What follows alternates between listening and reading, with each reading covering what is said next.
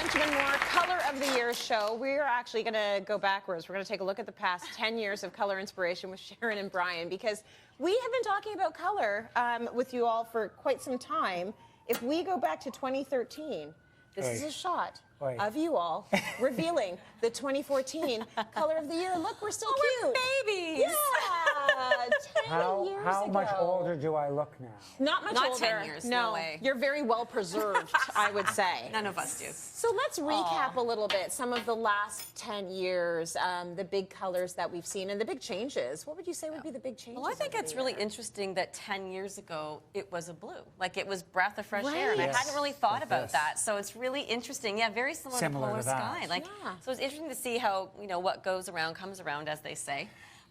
But there's a lot of that history does kind of repeat itself. And one of the things that I found interesting is I was at my office a while ago and I found, I had a nostalgic moment and I found some really old color cards that I worked on a long time ago. Color trends for the 21st century. So yes, I've been working there a long The time. century. The turn of the century. Do you remember we were filling our bathtubs with like water because we thought all the We're water gonna run out. we're going to run out of water, and then it's like have batteries and banks. candles and the banking and Yes. oh my gosh. What a time. Like you think about that, Yeah. right? There was a lot of excitement, there was a lot of anxiety, there was a lot of, you know, looking forward to the future. And I think we were thinking, we want bright colors. We want to be, you know, we want to go out there with colors. So it's really interesting to see, wow, like that's, I can't even do the math. It's over 20 years ago. So That's right. But again, there's something familiar about each of these palettes when you start looking at them. Yeah, right? I think there's a cycle, but and certain colors never go out. Like blues never go out. It's just the type of blue.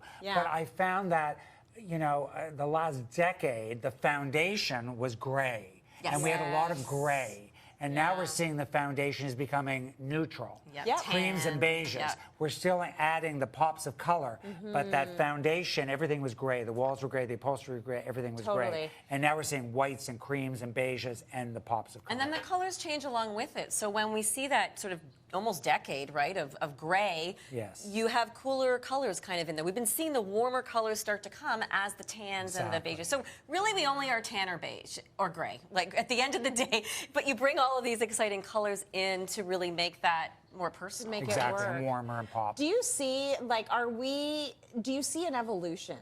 Like, is it more cyclical or is it more evolutionary when it comes I think to it's color? more evolutionary. Like, Yes. I think You it's think a so, slow huh? thing. Like, it Yes. doesn't happen overnight. We looked at all those blues, the navy, the brighter cobalt blue to the blue nova, and there's something about that. You get comfortable with something, and then you're willing to go a little more. And there's this Instagram page that I was following that was showing interiors of the 80s and 90s. Yep. And there were definitely colors. There were colors Like being the powder used. pink and the gray. It and was the a whole dusty thing. rose, forest green situation.